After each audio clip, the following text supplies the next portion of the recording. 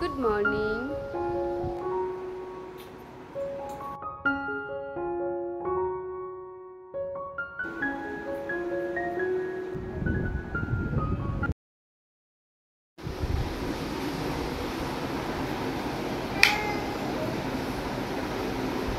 Good morning.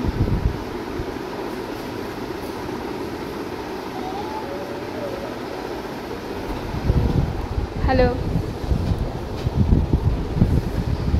Good morning.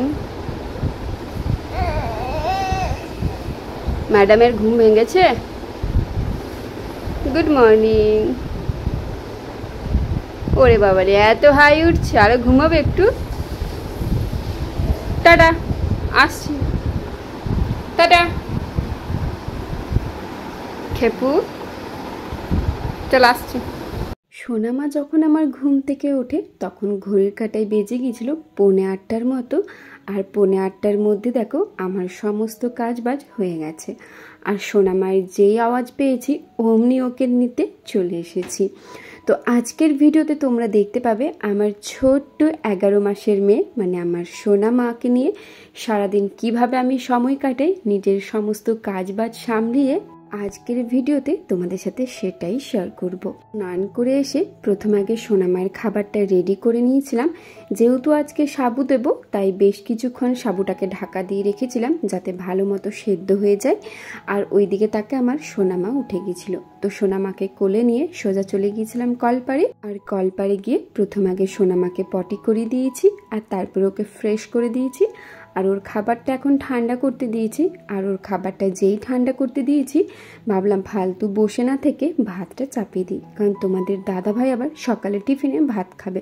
তো ভাত আর আলু সেদ্ধ প্রেশার কুকারে চাপিয়ে দিয়েছি। আর এই যে দেখো আমি কিভাবে সোনামাকে সামলিয়ে সংসারের কাজ করি। ওকে আমার চোখের সামনে বসিয়ে রাখি আর ওকে এখন বেশ কতগুলো বাসনপত্র দিয়ে দিই, কারণ এখনও ওর খেলনার থেকে জানো তো বাসনপত্র নিয়ে খেলতে বেশি ভালোবাসে। তো সেই সমস্ত খেলনা ওকে দিয়ে দিই আর সেই ফাঁকে আমি আমার কাজগুলো করে নিই। তবে হ্যাঁ, সব সময় সোনামাকে চোখে চোখে রাখি, মানে চোখের পলকটাও ফেলি না ওকে ছাড়া, সব সময় ওকে চোখের মধ্যেই রাখি। তো এদিকে ভাতটা চাপানোর পরে সোনামায়ের খাবারটাও ঠান্ডা হয়ে গিয়েছিল, তাই ভাবলাম সোনামাকে খাইয়ে দিই। আর ওই যে বললাম আজকে সকালের খাবারে সোনামাকে দিয়েছিলাম সাবু দুধ কলা, তো সেই সাবুটাই সোনামাকে খাইয়ে দিচ্ছি। আর এখন বলেছি না সোনামাকে খাওয়াতে জানো তো আমার অনেকটাই সময় লাগে। ভিডিওটা দেখতে যতটা সহজ মনে হয় ততটাও কিন্তু সহজ নয়। তো এদিকে সোনামাকে খাইয়ে ওর জামাটা চেঞ্জ করে দিয়েছি, ভালো করে হাত মুখ ধুয়ে দিয়েছি। আর যেখানে যেখানে সাবু লেগেছিল সেগুলো পরিষ্কার করে দিয়েছি। তারপরে এখন ওকে আবারও একটা গেঞ্জি পরিয়ে দিচ্ছি, কারণ এখন খুবই গরম। এই মুহূর্তে যদি ওকে ফ্রক পরানো হয় তাহলে ও খুব অস্বস্তি বোধ করে। তো এই ট্রাঙ্কটার মধ্যে জানো তো ও সব সময় বসে থাকতে চায়, সব সময় বলবে ওই ট্রাঙ্কটার উপরে বসে থাকবো। তো যাই হোক, ওকে দেখো এখন আমি ওষুধ খাইয়ে দিয়েছি। সকালে ওর যে ওষুধটা থাকে সেই ওষুধটাই দিয়ে দিয়েছি।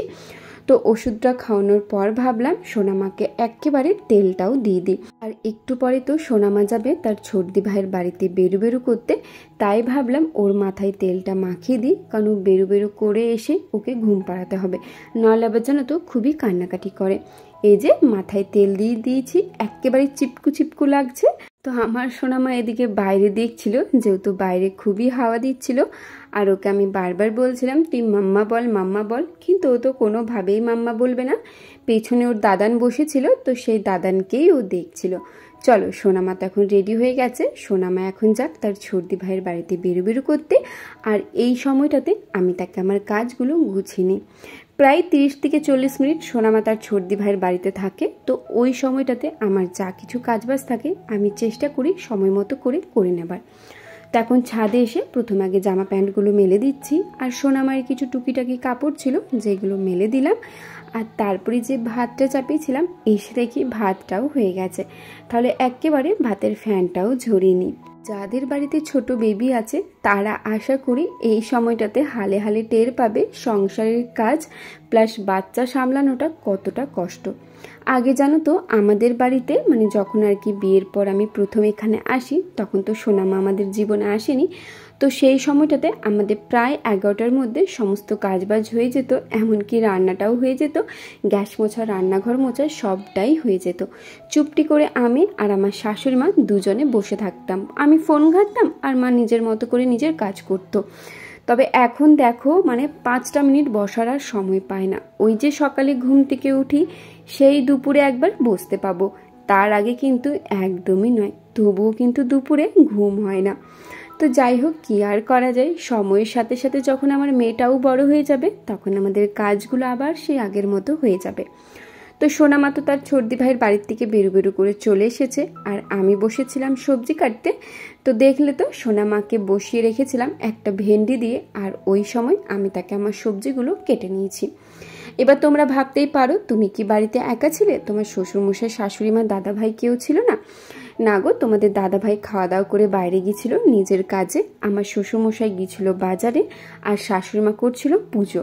বাড়িতে যেহেতু কেউ ছিল না, তাই সোনামাকে নিয়ে আমি আমার কাজগুলো করে নিয়েছি। আর এখন সোনামা তার ঠাম্মির কাছে আছে, আর এই সময়টাতে আমি তাকে পটলগুলো ভেজে নিলাম। ভাবলাম বসে থেকে আর কি করব, তাহলে পটলগুলোই ভেজে নিই। তো পটল ভাজার পর সোনামাকে আমি ঘুম পাড়িয়ে দিয়েছিলাম। সোনামা বেশ কিছুক্ষণ ঘুমিয়েছিল, আর আমার যেহেতু এই সময়টাতে কোনো কাজ ছিল না, তাই ওর কাজটাতে শুয়েছিলাম। এখন দেখো, ঘড়ির কাঁটায় প্রায় 11:15টার মতো বেজে গেছে, আর আমার ছোট্ট মাটিরও ঘুমও ভেঙে গেছে। জানো তো, সোনামা আমাদের জীবনে আসার পর থেকে কিভাবে যে সময়গুলো পেরোচ্ছে আমরা টেরই পাচ্ছি না। কখন সকালে হচ্ছে, কখন দুপুর হচ্ছে, কখন বিকেলে হচ্ছে, আবার কখন যে রাত হয়ে যাচ্ছে কিচ্ছু বুঝতে পারছি না। ওই খাচ্ছি দাচ্ছি, ঘুমোচ্ছি আর নিজের কাজ করছি, এই এখন সারাদিন পেরোচ্ছে। তবে জানো তো, আজকে একটা কথা ভারী মনে পড়ছে, সেটা হচ্ছে যখন বিয়ের পর প্রথম আমি শ্বশুর বাড়িতে আসি, তখন জানো তো একদমই সময় পার হতো না। এখন তোমরা আমাকে যা কাজ করতে দেখো, তখন কিন্তু আমি সেটাও করতাম না। শুধুমাত্র নিজের রুমটা পরিষ্কার করে নিতাম, ব্যাস সারাদিন বসে থাকতাম। না করতাম রান্না বান্না, না কিছু। ওই যদি মনে হতো টুকিটাকি রান্নার কিছু জোগাড় যন্ত্র করে দেওয়া, সেটাই শুধুমাত্র করে দিতাম, এর বেশি আর কিছুই করতাম না। সারাদিন শুধু ফোন নিয়ে বসে থাকতাম। তখন আমার শাশুড়িমা একটা কথা বলতো, এখন ফোন নিয়ে বসে আছিস ঠিক আছে, তবে যখন দেখবি একটা সন্তান হবে তখন কিন্তু আর দেখবি ফোনটা দেখারও সময় পাবি না। তবে দেখো, সেই কথাটাই আজকে মিলে গেছে। সত্যি জানো তো, এখন একদমই ফোন ঘাটার সময় পাই না। শুধুমাত্র সারাদিনের রুটিনটা আমি ভিডিওর মাধ্যমে ক্যাপচার করি আর ওই এডিটিং করি।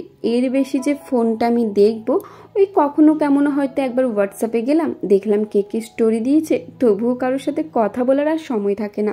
আবার কখনো কখনো ফেসবুকে গিয়ে শুধুমাত্র দেখি কে কে স্টোরি দিয়েছে, এর বেশি ফোন ঘাটার আর সময় থাকে না। আর আগে জানো তো, আমি মুভি দেখতে এতটাই ভালোবাসতাম যে কি বলবো। এমনকি সোনামা যখন আমার জীবনে আসেনি, মানে আমার গর্ভে ছিল, সেই সময়টা তো রাত জেগে এত পরিমাণে মুভি দেখেছি যে কি বলবো। তবে এখন দেখো, লাস্ট যে আমি কবে মুভি দেখেছি সেটাও আমার আর মনে নেই। যখন বাবার বাড়ি যাই, গিয়ে পরে ভাবি ওখানে তো সেভাবে কোনো কাজ নেই, তো ভাবি বসে বসে মুভি দেখব। তবে জানো তো, সেটাও আর শরীরে এনার্জি থাকে না। যখন কোনো কাজ থাকে না, তখন চুপটি করে বসে থাকি, আর না হয় মায়ের সাথে, আর না হয় কাকিমার সাথে গল্প করি।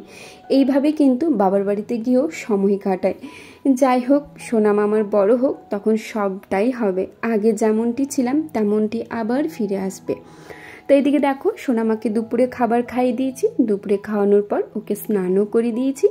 আর এখন যেহেতু মায়ের কোনো কাজ ছিল না, মানে সোনা মায়ের, তো মা মেয়ে মিলে দেখো দুষ্টুমি করছে। আর মেয়ে তো বলারই নেই, মাকে আদর করছে, যেটা তোমরা ভিডিওতে দেখলে। আর এইভাবেই জানো তো, সারাদিন কাজের মাঝে আমি আমার সোনা মায়ের সাথে সময় কাটাই। আর যখনই আমি সময় পাই, তখন আর ফোন না ঘেটে বা কিছু না করে শুধুমাত্র সোনা মায়ের সাথে চেষ্টা করি সময়টা দেওয়ার। দুপুরে খাওয়া দাওয়া করে বেশ কিছুক্ষণ ঘুমিয়েছিলাম, আর এখন ঘড়িতে বাজে 3:45 মতো। আর সোনামায়ের ঘুম ভেঙে গেছে, আর বাইরে দেখো পুরো ঝমঝমিয়ে বৃষ্টি নেমে গেছে। আর সোনামা বৃষ্টিতে ভেজার জন্য দেখো বারবার হাতটা জলের মধ্যে দিচ্ছিল। ও কিন্তু ভারী এনজয় করছিল। যাই হোক, চলো দরজাটা লাগিয়ে দিই, কারণ জলটা আবার রুমের মধ্যে চলে আসছে। আর তারপরে সোনামাকে বিকেলে যে আমি খাবার দিই মানে ওই জলমুড়ি সেটা খাইয়ে দিয়েছি। আর আমি যাচ্ছিলাম আটা মাখতে, তবে গিয়ে দেখি আটা শেষ হয়ে গেছে। তো আমি এখন আটাটা রেখে দিলাম আটার ডিব্বার মধ্যে। চলো এখান থেকে বেশ কিছুটা পরিমাণ মতো আটা নিয়ে আটাটা একেবারে মাখিয়ে রেখে দিই। আর সোনামাকে যে খাইয়ে দিয়েছিলাম ও ঠাম্মির সাথে খেলা করছিল। আর এখন সোনামা যাবে তার দাদানের সাথে ছর্দি ভাইয়ের বাড়িতে। তার দাদান ছর্দি ভাইয়ের বাড়িতে রেখে তারপর বেশ কিছুটা সময় সোনামা কাটাবে তার ছর্দি ভাইয়ের বাড়িতে। আর তারপর ও সময় মতো করে বাড়ি আসবে। চলো সোনামা এখন যাক তার ছর্দি ভাইয়ের বাড়িতে। তো চলো এখন তো সোনামা চলে গেল বেরো বেরো করতে। আর আমি ভাবলাম ফালতু বসে না থেকে তাকে কাজগুলো গুছিয়ে নিই। তো এখন চলে এসেছি ঝাড় দেওয়ার জন্য, কারণ তোমরা তো জানোই আমাদের বাড়িতে প্রত্যেক দিন বিকেলবেলাতেও ঝাড় দেওয়া হয়। সকালে একবার হয়, বিকেলে একবার। তো সেই চলে এসেছি বিকেলে ঝাড় দিতে। আর জানো তো এই ঝাড় দেওয়ার কাজটা আমার শাশুড়িমা করতো। তবে সোনামা হয়ে যাবার পর থেকে আমার জানো তো চুপটি করে বসে থাকতে একদমই ভালো লাগে না। তবে যেদিন ঘুমিয়ে যাই সেদিন যেমন শাশুড়িমা করে নেয়, আর যেদিন আমি সময় মতো করে উঠে পড়ি সেদিন আমি করে নিই। বেশিরভাগ ক্ষেত্রে আমিই করে নিই। তো এই যে দেখো এখন তো ঘুম আমার অনেকক্ষণ আগে ভেঙে গেছে। তো সোনামাকে খাইয়ে দাইয়ে একেবারে পরিষ্কার করে পাঠিয়ে দিয়েছি বেরো বেরো করতে। আর আমিও চলে এসেছি ঝাড় দিতে। চলো এখন তো প্রায় আমার ঝাড় দেওয়া হয়ে গেল। এরপর আমি সোজা ছাদে যাব সন্ধে দিতে। এখন ঘড়িতে বাজে 6টা 3 আর আমি সোজা ছাদে চলে এসেছি সন্ধে দেবো বলে। একটু আগে তো বৃষ্টি হলো, তো দেখো চারিদিকের ওয়েদারটা বেশ ঠান্ডা ঠান্ডা একটা ওয়েদার হলো। চলো এখন সন্ধে দিয়ে দিই। যদিও এখন সন্ধে দিতে আসি না, সন্ধে দিতে আমার আস্তে আস্তে 6:30 পৌনে 7টা বেজে যায়। তবে আজকে যেহেতু বৃষ্টি হলো তাই দেখো চারিদিকটা অন্ধকার করে এসেছে। আর সোনামাকে দেখায়, দাঁড়াও দেখি আছে কি না। ওই যে দেখো সোনামা, ওই যে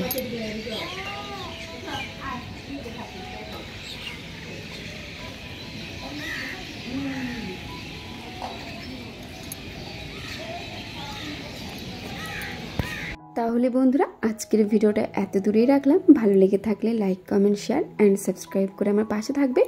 চলো আজকের মতন টাটা।